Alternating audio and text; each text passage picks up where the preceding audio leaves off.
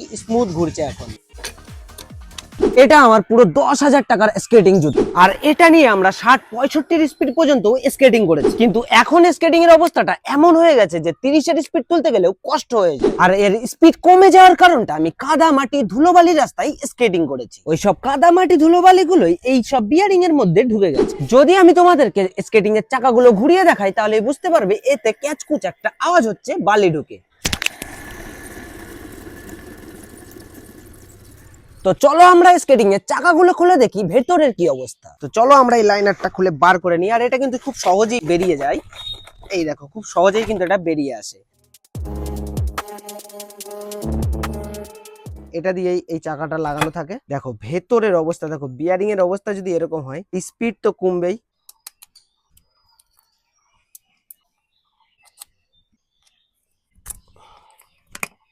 সবকটা বিয়ারিং এ কিন্তু আমরা এখানে বার করে নিয়েছি। আর যদি আমি তোমাদেরকে দেখাই যে কেন এরকম ক্যাচকুচ আওয়াজ হচ্ছে, তাহলে দেখতে পাবে এর মধ্যে বিয়ারিং গুলো দেখো, দেখতে পাচ্ছ কতটা নোংরা হয়েছে। আর এই কারণেই কিন্তু আমাদের এই বিয়ারিং গুলো ক্যাচকুচ আওয়াজ করে আর স্পিড কমে যায়। যখন আমরা স্কেটিং করি আমাদের স্পিড কিন্তু কমিয়ে দেয়, আমাদের বেশি কষ্ট হয়। তো চলো আজকে এগুলোই আমরা সুন্দর করে পরিষ্কার করবো। তো দেখো চাকাগুলো অনেক বেশি নোংরা হয়েছে, যার কারণে চাকাগুলো আমরা পরিষ্কার করবো। চলো চাকাগুলো এইভাবেই থাকুক, আর ততক্ষণে আমরা এই বিয়ারিং গুলো পরিষ্কার করে নেবো একটা ব্রাশের সাহায্যে।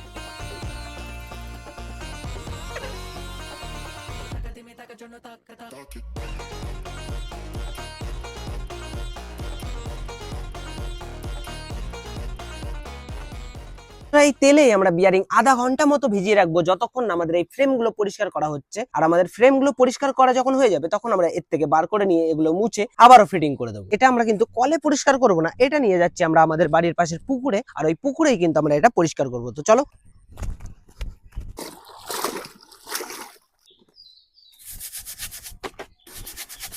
তো বন্ধুরা এখানে দেখতেই পাচ্ছ আমরা লাইনার ঠিকঠাক করে পরিষ্কার করে নিয়েছি, চাকাগুলোও কিন্তু পরিষ্কার করে নিয়েছি, এদিকে স্কেটিং গুলোও কিন্তু পরিষ্কার করে নতুনের মতন করে নিয়েছি। তো চলো এই সবগুলোকে একসাথে ফিটিং করে দেখি আমাদের ওই ক্যাচকুচ আওয়াজটা হয় কি আর আমাদের স্পিড বাড়ে কি। তো চলো আগে আমাদের এই লাইনারটা এর ভেতরে ঢুকিয়ে দিই, যেমনটা ছিল ঠিক তেমন ভাবেই কিন্তু আমরা ফিটিং করে নেবো। দেখো ইজিলি কিন্তু ঢুকে গেল আর আমাদের লাইনারটা সেটিং হয়ে গেল। এবার আমরা এতে চাকা লাগাবো।